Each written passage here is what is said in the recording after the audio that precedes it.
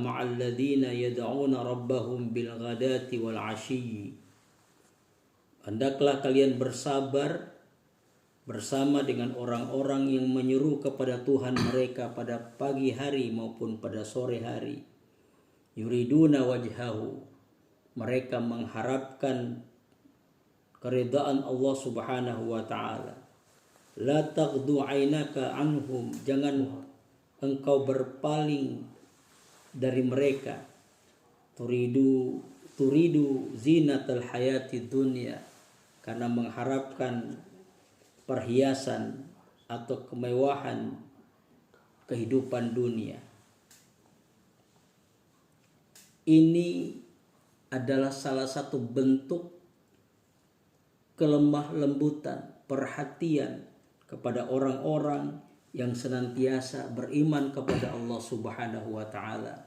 Karena kesalehan mereka, karena kebaikan mereka, maka kelembutan, kesabaran harus menyertai kehidupan kita untuk bersama dan membersamai mereka. Sahabat-sahabat muslim yang dimuliakan Allah Subhanahu wa taala, berkaitan juga dengan bagaimana berlaku lembut kepada orang-orang yang lemah. Dalam surah Ad-Duha ayat 9 sampai 10 Allah Subhanahu wa taala berfirman, "Fa ammal yatima fala taqhar." Adapun terhadap orang-orang yatim janganlah kalian berlaku sewenang-wenang. Wa ammas sa'ila fala tanhar.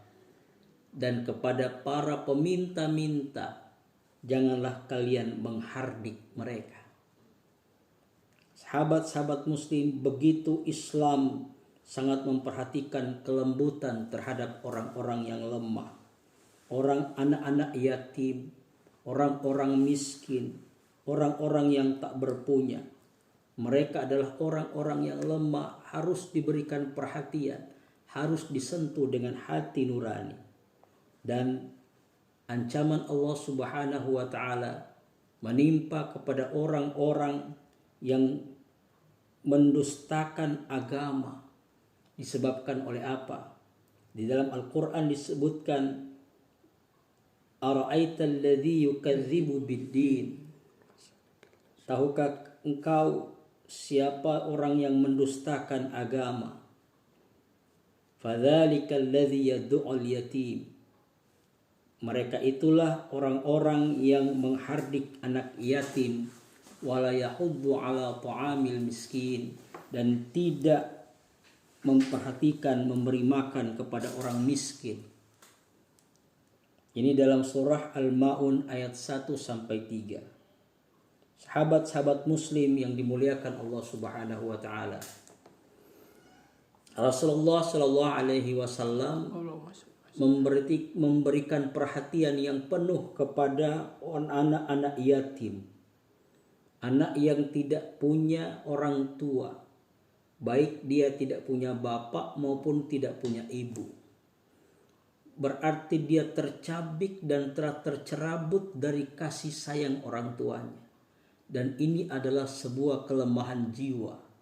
Dan kepada mereka ini harus ada sentuhan-sentuhan jiwa yang diberikan oleh orang-orang beriman, agar hati mereka terobati, hati mereka benar-benar terhibur dan mereka bisa bahagia.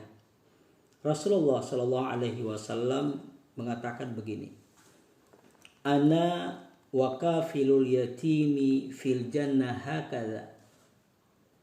Saya, kata Rasulullah, bersama dengan orang yang memelihara anak yatim, hakadha, wa asyara bisyababati wal wusta. Jadi Rasulullah menggambarkan seperti ini beliau dengan anak yatim di surga, wa asyara bisyababati wal wusta, dan memberikan isyarat dengan jari telunjuk dan jari tengahnya, wa farraja bainahuma, dan merenggangkan keduanya. Jadi Rasulullah dengan anak yatim itu seperti ini di surga, sangat dekat, bagaikan jari telunjuk dengan jari tengah. Begitu perhatian Rasulullah Shallallahu Alaihi Wasallam kepada orang-orang yang lemah, terutama kepada anak-anak yatim. Sahabat-sahabat Muslim yang dimuliakan Allah Subhanahu Wa Taala. Di hadis yang lain yang diriwayatkan oleh Imam Bukhari dan Muslim, Rasulullah Shallallahu Alaihi Wasallam bersabda, "Wasa'i 'alal armalati wal miskini kal mujahidi fi sabilillah." Orang yang mengurus janda dan orang miskin sama dengan orang yang berjihad di jalan Allah Subhanahu wa taala. Orang miskin, para janda adalah orang-orang yang kehilangan kasih sayang. Orang-orang yang telah kehilangan orang yang menanggungnya dalam kehidupannya. Dan ini adalah orang-orang yang lemah. Oleh karena itu Rasulullah Shallallahu Alaihi Wasallam memberikan apresiasi bahwa orang yang mengurus para janda, mengurus orang-orang miskin sama dengan mereka berjihad di jalan Allah Subhanahu wa taala. Sahabat-sahabat Muslim yang dimuliakan Allah Subhanahu wa taala. Memang kemiskinan itu adalah sesuatu yang menjadi tanggung jawab kita. Apalagi orang-orang yang diberikan kelebihan harta. Dalam Al-Quran disebutkan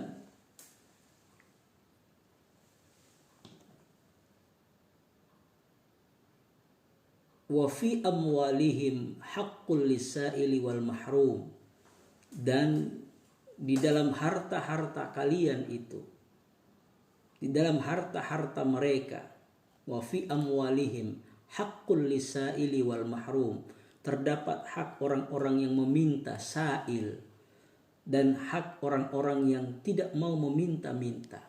Mereka, karena orang miskin ini ada dua.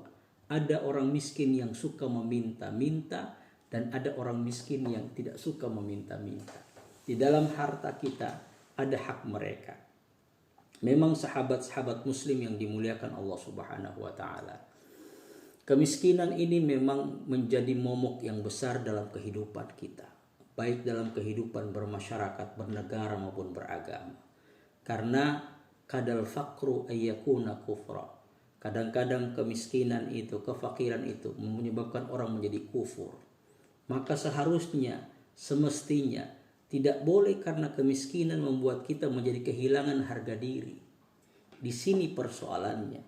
Ada orang-orang hanya bersembunyi di balik kemiskinannya, tapi dia menggadaikan harga dirinya, melacurkan dirinya hanya atas nama kemiskinan, merendahkan harga dirinya di mata orang lain hanya atas nama kemiskinan, padahal dia masih diberikan oleh Allah Subhanahu wa taala kemampuan, kekuatan untuk berusaha.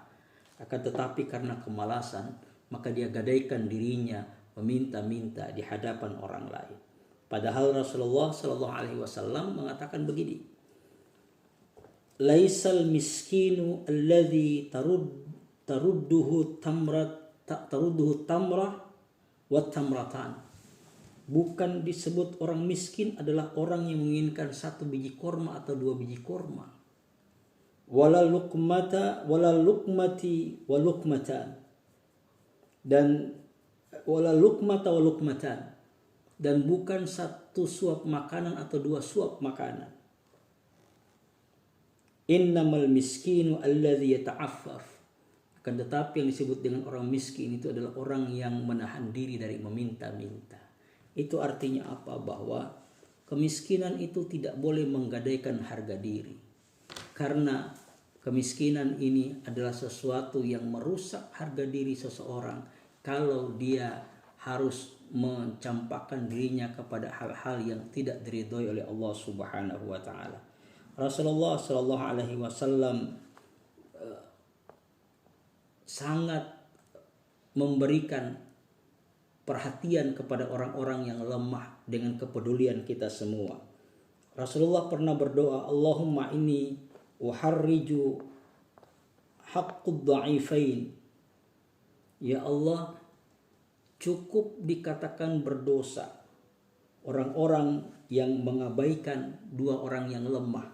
Siapa itu? Al-yatimi wal mar'ati, yaitu orang-orang yatim dan kaum perempuan.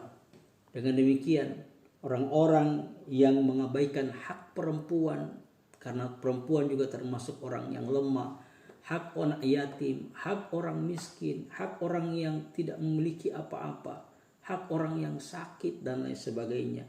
Kalau diabaikan, ini menjadi sebuah atau sesuatu yang sangat tidak disuka oleh Rasulullah Shallallahu Alaihi Wasallam. Kita adalah orang-orang yang terbaik, yang insya Allah mencari keridhaan Allah Subhanahu Wa Taala dengan berlaku lemah lembut kepada mereka, jangan menghardik mereka. Kelembutan kepada orang-orang yang lemah itu adalah sesuatu yang mutlak harus kita lakukan. Mengapa? Kelembutan itu baik dalam sikap, dalam perkataan maupun dalam perbuatan.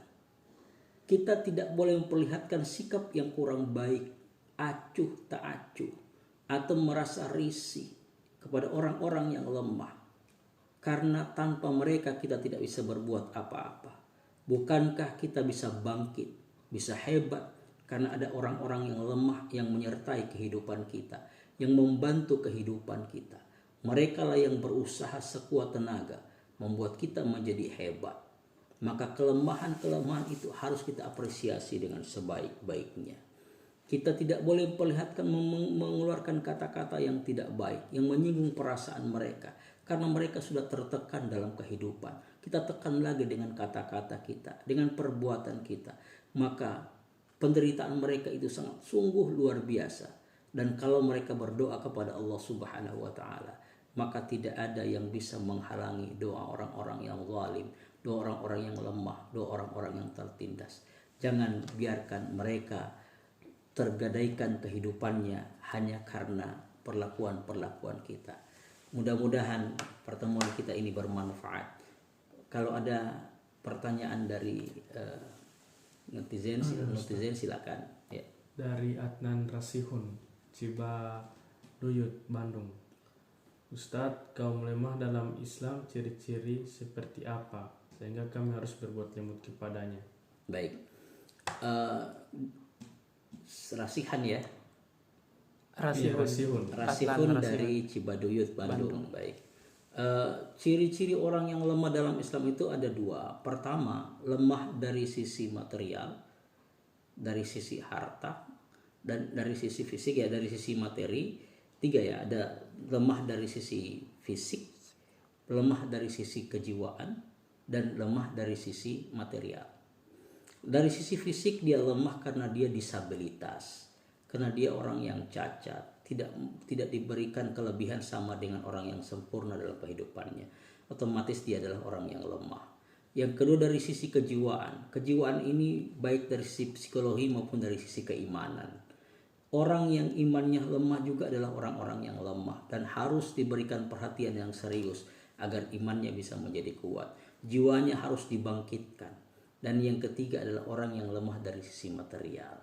Dan tiga kelemahan ini merupakan yang merusak sendi-sendi dalam beragama. Itu ya jawabannya. Ya. Selanjutnya dari Abdi Hasan, Gorontalo. Ustadz, bagaimana cara menyikapi orang yang merendahkan, menghina kita, sementara hati kami tidak selembut Nabi Muhammad? Baik. Memang berat untuk menghadapi orang-orang yang menghina, menghardik, mencaci maki kita. Akan tetapi apapun alasannya, sebagai orang yang beriman, bertakwa kepada Allah Subhanahu wa Ta'ala, kita harus hadapi juga dengan keimanan. Tidak boleh kita menghadapi kekerasan dengan kekerasan. Itu tidak akan menyelesaikan masalah. Kekerasan kalau dihadapi dengan kelembutan, insya Allah Allah akan berikan hidayah kepada yang bersangkutan untuk merubah dirinya, merubah hatinya menjadi orang yang baik.